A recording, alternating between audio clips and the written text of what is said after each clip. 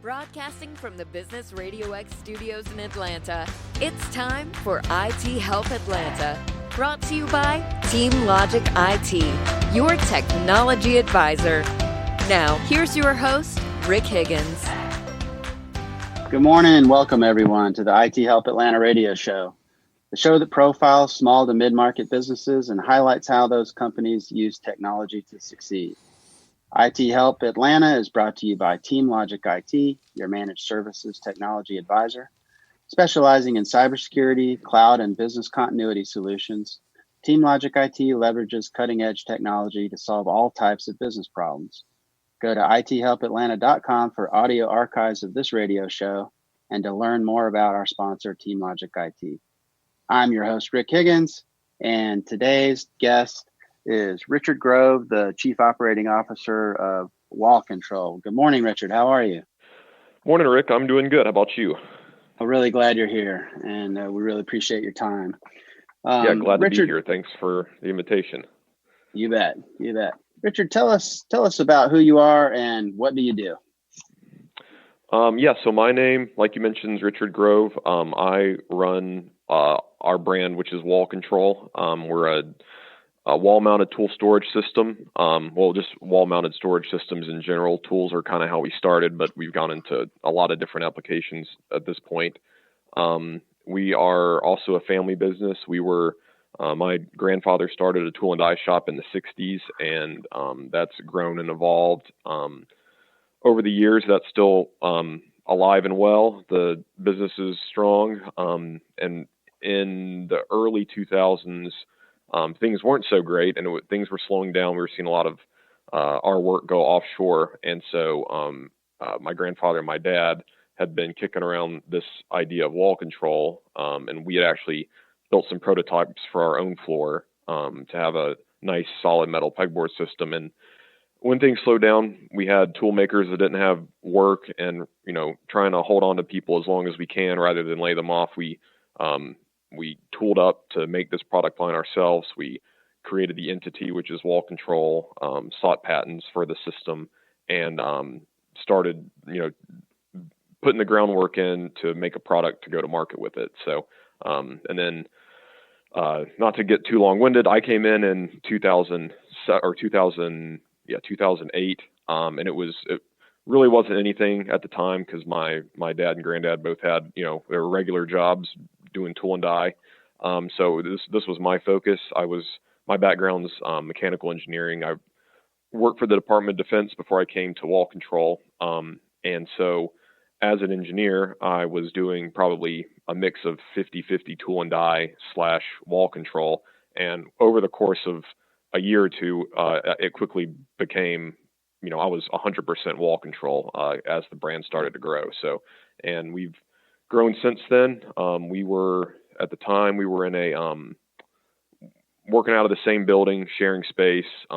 We've moved, I think, 3 or 4 times, depending on how you count warehouses since then. And now Wall Control's in its own 55,000 square foot facility, completely independent from, the tool and die shop. So kind of the history of me and where we started and where we're at now. So. Well, Richard, I really appreciate the way you honor your father and your grandfather with how Wall Control started and everything. But it really was when you came on board and started running things and implementing different marketing and sales strategies and tactics is when Wall Control really took off, right? I mean, tell us about that. Yeah, I mean, it's kind of a function of, my granddad and my dad had been, they're tool and die designers, tool and die makers. So, not that my background's in marketing, but I could kind of see where that was lacking. And again, it's no fault of their own, just not their specialty, and kind of repackaging everything in a way that is appealing both to a consumer as well as a retail buyer was, I think, what I had a knack at. And just, it was I found it, it was like a natural thing for me, which was great. It worked out well and, made Wall Control and me a really good fit. And so just approaching things differently than what they had done. I mean, bless his heart, my dad would, write handwritten letters and mail them to, care of buyer at Home Depot, that kind of thing. Yeah. And, with explaining how great the product is. And, the thing I've learned is, a good product is only about, I don't know, it's somewhere around 20% of the equation, I think. The other 80% is the economics of it. And if you're a buyer for a place, that's pretty much what you care about. You're not so concerned that it's a good product. I mean, it needs to be a good product, but you kind of assume that if the economics of it bear itself out. And so to approach it from that angle versus look at how cool this is, look at all this fun stuff it'll do. It's more like, look at this, look at this opportunity here. Look at how you guys can grow your brand. We can grow our brand. You almost don't even have to talk about the product. It's just, a widget to them really. So, and Right. kind of taking that step back and making it not as personal, like look at this great product we came up with, but really speaking their language is what I think helped, get it off the ground when I came in the early days. Well, the story is great, and the growth curve that you guys have been on in the last, let's say 15 years is really amazing and impressive. What kind of year over year growth are you seeing in the last, say, 2 or 3 years? We're staying pretty consistent at about 20% year over year growth, Okay. which is, as you start doing bigger numbers, that becomes more and more impressive. So we've had, there's been some years where we had massive growth, up to the tune of 40 and 50%. But again, as you grow and you get market saturation and you get in all these spaces, to expect that is just unrealistic. So our goal is we want to be in that 10 to 20% range. And if we can do that, we're happy. And the other thing too is at the point we're at, it's very dangerous to grow at a much greater rate than that because of how you can potentially overextend yourself from an overhead standpoint. So we like a good, healthy 10 to 20% growth that's manageable, and our product and our service doesn't suffer because we're stretched too thin trying to do too much at once. You got to be careful with the growth because growth is expensive, and you got to husband your cash no matter what size business you have. Exactly. Yeah. That's right. Yeah, we're in that, there's some pretty big investments we're looking to make at the moment. And things have been kind of crazy the last few weeks for everybody. So that's one whole curveball we can talk about. But just trying to balance the when and where and why and all that is definitely something to consider. But we tend to make it. We're more of at this stage, anyways. We're more hesitant to make those big investments unless it's an absolutely obvious thing that we need to be doing. So, and we have a few things that it's gotten to that point. So, we'll be, hopefully this year settles down a little bit, and then we can kind of get back on track as far as looking ahead at growth and where we need to spend our cash. So, since you brought it up, let's talk about that a little bit. Here we are. It's March 25th, and we're in the second week of the COVID disaster. I'll call it what it is. Well, I think it is a disaster. And what are you seeing out there just in the last couple or 3 weeks with respect to sales, and what really has been the impact to your business directly? And then what do you see going forward when things kind of come back to normal?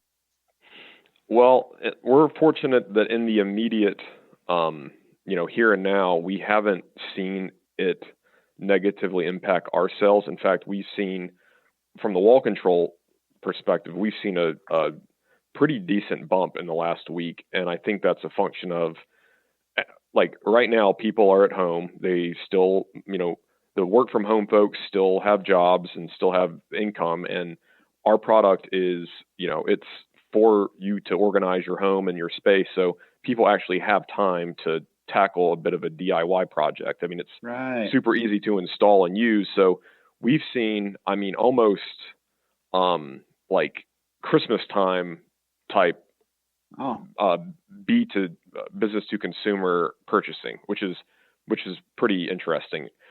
We have seen, as far as disruption goes, our biggest customer is Amazon, as is a lot of people that sell online. And so that's our biggest disruption because last week Amazon announced, which completely understandably, that they were not taking in any non-essential supplies into their fulfillment centers so they could prioritize, medical equipment and things like that. And so that's put their purchasing from us on hold for the time being. So we can still see the daily sales from inventory that they have on hand, and they have a good supply of our product, which is fortunate for us. But so we can see that's staying pretty even. They're also having some supply issues. Like if you're Prime, you can expect slower ship times. If you're not Prime, it could be weeks before you get something. So they have their own internal issues, but because they're such a big customer of ours, their internal issues are also our issues. So on that side of it, it's, we see that, coming back to normal in the coming weeks, hopefully. That's the only area of concern for us in the here and now. The future, that's kind of hard. I don't know, like I said, people still have their jobs, they're working from home, but what happens when, the dominoes start falling and all those people, in a month from now, is that going to still be the case? And if they're not, our product is something you buy with discretionary income. If that starts to dry up, then what kind of situation are we in? So that's kind of our, the here and now, and then the where, the unknowns of what it's going to look like even just a month from now. It's really interesting just knowing a little bit about your business, just from having worked with you for a few years. And full disclosure to the audience, Richard is a client of mine at TeamLogic IT. And I guess it's been roughly a very happy client. Oh, good. Thank you for that. And it's been about 3 years or so that we've worked together. And I knew Amazon played a big part in what you did, but I just always assumed that Amazon was more the channel and that you direct ship, but you're saying they're actually a customer who buys and then resells? Yeah, so Amazon, they have about really quite a few ways to sell on there, but really three main ones. One is what you were alluding to, it's called fulfilled by merchant. So you would buy on Amazon. It would actually, you'd be buying a listing, but it would be buying from us, and then we would fulfill that order directly. And we do that to some extent, but that's definitely not the bulk of it. The bulk of it is Amazon, they send purchase orders for product and they buy it themselves, and then they resell it for whatever price they want to sell it at. So the good news with that is we move a lot more volume, but we have a lot less control over our product because technically Amazon owns it and they're doing with it whatever they want to do. So like in this instance, when they said we're not sending purchase orders, there's nothing we can do about that. So and then there's kind of a middle ground too, where you would send in your product, you would pay to send your product into Amazon, and then you pretty much sell it on consignment out of their fulfillment centers. And that way it's still Prime, but it's not sold by Amazon. So you could actually control your, the list price on the website, and you have a lot more control over your unit economics. So, and that moves, that can be comparable to, the sales velocity that you can get if Amazon's buying it and selling it themselves. So there's also a lot of how Amazon prioritizes that is all, proprietary, and they got their own algorithms that even they themselves don't seem to know how they work when you're talking to like a vendor manager. So, I can't help but think they prioritize their own inventory that they hold over inventory that isn't costing them anything. But, it's really like a product by product thing on which product does best in which fulfillment channel. Very, very interesting. I wrote down some questions. I know we talked about some of this stuff prior to the show. One question I definitely want to cover is what's an aspect of your business that people tend to not think about, but that you'd like people to ask you about? So I guess I kind of mentioned a little bit when I was explaining the history of the business. So Yeah. when people think pegboard, they think garages and tools and, the car guy kind of image comes to mind. Mm-hmm. And our products go in tons of applications. So, I mean, we get pictures from customers of just crazy uses. We got one from the captain of a 100-foot mega luxury yacht with it in their engine compartment, storing all their things down there. So Wow. I guess if people asked about or even looked on our website, we have multiple different like value kits that kind of get people started in certain areas, like craft, garden. Obviously, there's tools, kitchen, jewelry displays, closet organization. There's all kinds of applications. So it's the unique ways it can be used, I guess, would be the thing that I don't think people really think about and consider. But if you give it some thought or ask us about it, we can put you on some, pretty cool applications. And when you think about products, manufacturing, organization tools and stuff that's made through tool and die and cut and shipped and whatnot, just by default, I think the typical consumer thinks that that's something that's coming from Asia, but in fact, your product's 100% made here in the U.S. Isn't that right? Correct. Yes. Yeah. That's totally, designed, engineered, made, stamped. Everything's done here locally. So That's great. I should go back and say too, that's one of the main reasons why wall control, if not the main reason why wall control exists, is because in the early 2000s, when we were seeing all these our tools go offshore, we said we need something that's our own product line that cannot leave our building. Because tool and die, you don't own any of the dies you make. Someone pays you to build them, you build them for them, and then if they want you to run parts for them, then you can run parts for them. But if they call you and say, hey, we're sending a truck tomorrow, we're going to pick up our tools and we're going to send them to Mexico, there's nothing you can do. They're not yours. So this is one of those, now we have, dozens of dies that are property of wall control that we know will never leave our presses. So that was the really the driving factor for creating a product line that we owned. Gotcha. And you mentioned I want to get into just a brief discussion about success stories so that you can profile, one or two. You mentioned the mega yacht, the big giant yacht, and how, no one could, I would never think of that, right, as a fit for you. Is there any, and it doesn't have to be a large scale thing, is there any success story that comes to mind where you really solved a major problem for someone and helped them out? I would say, I wouldn't say like an individual instance, but I would say we have a lot of things that we're proud of, a lot of uses for our product that we know, things that it's doing in the field that we just think are cool. So for instance, SpaceX, NASA, the Navy, all these different places that we know use our product, gives us pride to know we're some small part of that. When you see a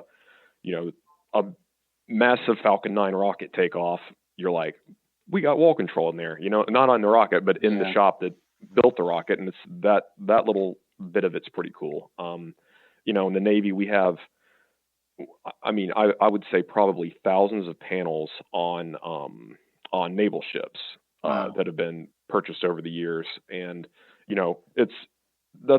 I don't know where they're at. I'm sure it's secretive. We've never seen pictures of it, but we just know, we're shipping thousands of panels to Puget Sound to go somewhere, and they're all tagged for these different, USS whatevers. So, they're going on these awesome carriers and battleships. And so, knowing that you were selected to solve that need is pretty cool for us. That is really, really a great story, and thanks for sharing that. Certainly. Switching gears on you a little bit, wanted to give you a chance to be, I guess I'd say introspective a little bit, but what do you like best about being a small business owner? I think, well, kind of, like this story we just talked about, those little things are pretty cool. Even from the tool and die side, we make a lot of parts that are on a lot of common things that people just don't think about, from John Deere riding lawnmower seats to, center columns and the old Ford F-250, just random weird stuff that's we can look at and we can say, hey, either we built that or we built the tool that stamps those. So that's kind of a cool thing. The other thing I really personally enjoy are the relationships and the creative growth opportunities. So we have a really good brand ambassador program where we have a lot of great partners that use our product, and it's just cool. Those are very creative people, and they can come up with some pretty cool collaborations that we can execute pretty quick because we're small. We don't have a bunch of red tape and, all these different marketing departments to have to approve things through. So being able to be versatile and seizing really unique opportunities is something I enjoy, and it's something I get a lot of pleasure out of, trying to identify. Great. Well, I think we're about to wrap up here, but I want you to please tell the audience what's the best way to get in touch with you and or to learn more about wall control. Yeah, I would definitely say the website, wallcontrol.com. That would be the best place to go. And then you can email sales@wallcontrol.com. We have a bunch of contact us forms on our website, but definitely our website would be the resource to get you started. Well, fantastic. Well, John, you want to wrap us up? Absolutely. I'm John Ray, Business RadioX, and Rick, you knocked it out of the park here with a great guest. Richard's story is awesome. Great to have his story, and great first show. Thanks for having me on. I also want to say, just as a customer, we appreciate your services, Rick. So if there's people listening that are, in need of any IT solution, I would definitely reach out to Rick. We started with, I think, one little, I don't even remember what we started with, some little thing we needed outsourced or serviced. And then over the years, we've just kept adding on to our product package because, as we have needs in the space, we're not IT experts, so we need to let the pros handle that. And it's been a really good fit. Well, thanks, Richard. We're most grateful for you guys as a client as well, and I appreciate those kind words. Certainly. So, John, can you wrap us up? Awesome. Well, folks, thanks for being with us with the debut edition of IT Help Atlanta with Rick Higgins.